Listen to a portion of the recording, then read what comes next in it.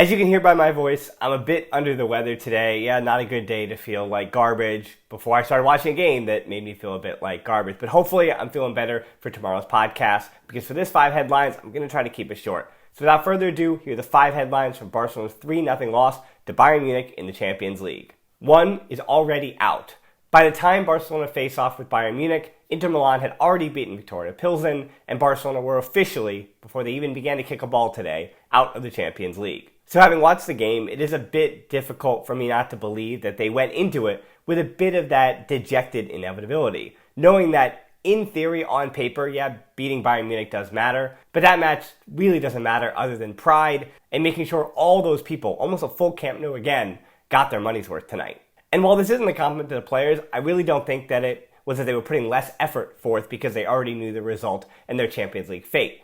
More than I think the theme against Bayern continues to be that Barca are not as good as Bayern Munich. Even if they were knocked out, getting a result against Bayern would have been something to galvanize them. But instead, they'll be waiting for the Europa League, which is going to be very challenging considering the teams involved. And along with Real Madrid in the league, those are going to be the challenges for this team down the stretch as they continue to try to prove that they are good enough.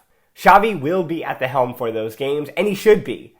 But the pressure is starting to mount. While he couldn't control the injuries, which are absolutely the biggest reason why Barcelona are out of the Champions League, he could control starting Alonso over Balde in those Inter Milan games and his lineups in these matchups. He shouldn't be blamed for what happened with VAR. A lot of bad luck is another reason why Barcelona is not in the next stage of the Champions League. That handball against Inter Milan, that should have been the difference between Barca moving on and Barca not moving on.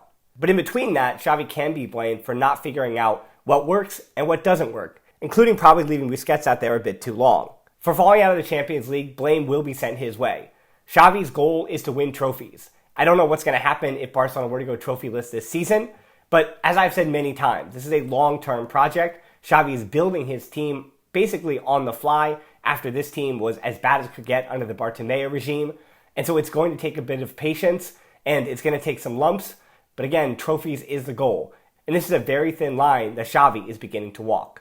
I want to thank OneFootball for sponsoring this video. OneFootball is the app that I use to stay up to date on everything FC Barcelona. But more importantly, because you know I'm watching every minute of Barcelona action, it does help me stay up to date with all the teams that Alemany might be scouting and looking at players for the next big transfer window. With a custom-tailored homepage, stay up to date with breaking news, live scores, and even transfer news. While on the go, you can check with matches in live time and watch those La Liga highlights afterwards.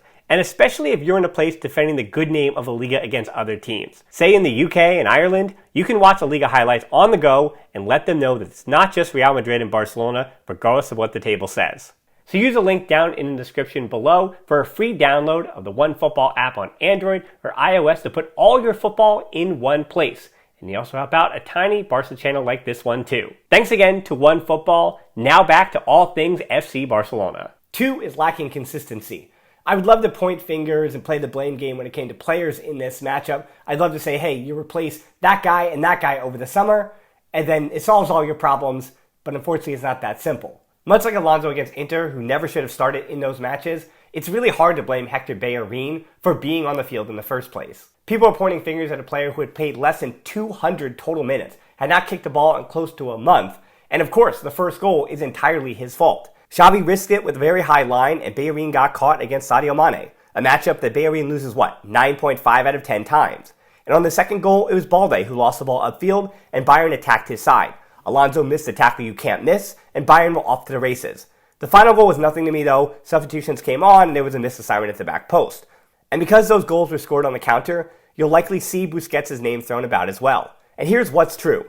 The club were right to sign Alonso and Bellerin on freeze right before the window closed. They were signed for depth in case of emergency. Well, there has been emergency after emergency, and Barca's depth has been really tested.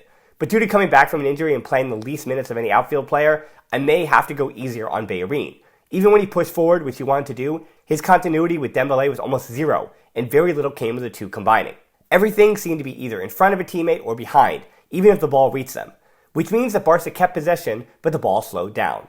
And defensively, another new foursome in trying to hold a high line against Bayern is a recipe for disaster.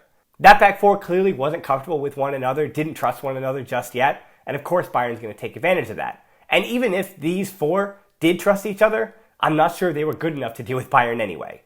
3 is lacking quality. A bit of the same kind of theme here.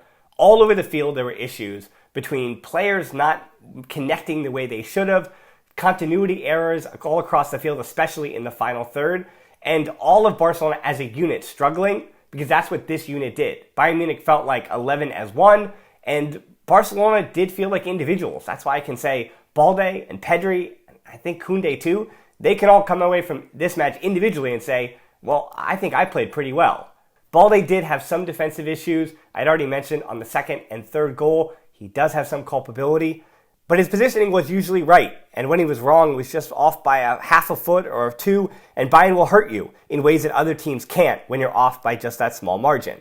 But that aside, Balde continues to put in solid showings, and this was no exception. Pedri, meanwhile, was press resistant and worked hard to put everything together. He made good decisions on the ball, but it rarely led to anything.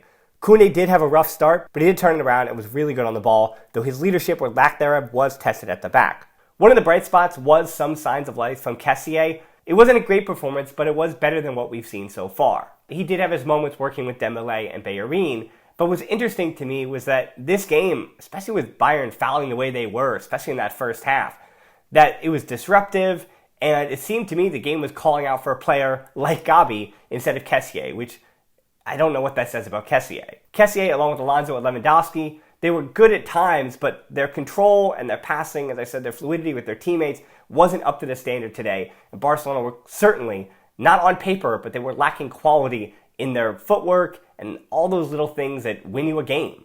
4, hot and cold with Dembélé and De Jong.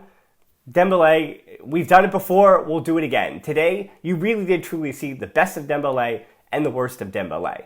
Dembélé, on a number of occasions, put Alonso Davies on skates, blew past him, and it was that final ball and that decision-making in the final third that made you say, man, if this guy could put it together the way he did against Athletic Club.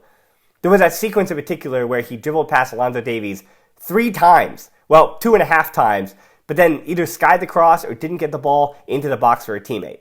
His decision-making tonight was off, even if his dribbling was exemplary. De Jong, meanwhile, was similar in his hot and cold nature. He made some nice tackles, particularly when Busquets exited, but he just didn't have the impact on the game Barca needed him to have. In the first half, there were times when he was just out of position to make the tackle he wanted to, and in the second half, his passing wasn't breaking through the Bayern lines like it was against Villarreal and Athletic Club, and so he wasn't able to have that impact that you'd want from Frankie de Jong. 5 is the long road ahead. Does it worry me that Robert Lewandowski, for all the goal scoring he's done in the Liga, was kind of missing in the Champions League this year outside of that hat-trick against Victoria Pilsen? Of course, his form is a little worrying, but what's more worrying about Lewandowski is that Barca will be paying him more than 30 million euros 3 years from now when he's 37 years old. We are going to be hearing a lot of catastrophic talk from both Culés and non-Culés, especially from the non-Culés, mainly regarding the levers and Barca's financial gamble of the summer. Some of it will be true, and some of it will be hyperbole. Barca are in some trouble. They desperately need to reduce the wage bill, meaning even if Busquets goes, Frankie may still need to be unceremoniously pushed out so that the club can save on those wages. I'm not sure if any other big names, that being the young players like a Gabi, like a Pedri, like an Ansu, will need to go if Frankie goes, but I would start to hedge my bets on those other reinforcements. It might be more of the Alonso and Bellerins to arrive over the summer if Barcelona can't figure something out financially. And by figure something out, I do just mean push players out and make sure people continue to come to the stadium and that stadium continues to drive in revenue. Those are the 2 huge factors that Barcelona need. And so those who are prophesizing about Barcelona's financial demise, well, I think there's still a lot to be told about the budget. And losing out on that Champions League money, again, that kind of money, I'm not sure what that means. But there is a reason why Juan Laporta continues to talk about the Super League and why that's going to continue to be a point of conversation for Culés. What could be even worse for Barcelona, though, is because they have not gotten the results they wanted in the Champions League for 2 seasons, that is going to hurt recruitment. Free agents and players who are out of contract and even players who have to force their way out of their club. You know, I know they want to play in Barcelona. FC Barcelona still means something to a lot of players, but Barcelona does have to turn this around in a hurry because memories are short, especially for young players, 19, 20, 21 years old. They honestly, they might not remember necessarily the Xavi and Iniesta and Messi, and they might not hold Barcelona to the same pedestal that some of us do, especially my age or those around us. So Barcelona are going to potentially have some trouble with recruiting, and it does hurt that overall brand. It's less tickets for those visiting Barcelona. it's less trips to the museum, and it's less merchandise sales as well. So Barcelona are going to have to get trophies this year no matter what. Europa, Copa del Rey, La Liga, it's all possible, but a lot of work has to be done by Xavi and company to make sure they get over the line. So certainly I don't think we're going to dwell much on this game tomorrow on the podcast, but more what dropping out of the Champions League means, because that's what today was. It was another really, really bad day in the FC Barcelona world. But I do appreciate the fact that whether I'm sick or I'm healthy, whether Barcelona are winning or losing, that you're here with me for these 5 headlines, for the podcast and all that stuff, and I always appreciate the support. These are the moments where, as we know, those fair weather fans are going to jump ship, especially after the World Cup. They won't come back, but I appreciate all those who do. And until next time, as always, Forza Barça.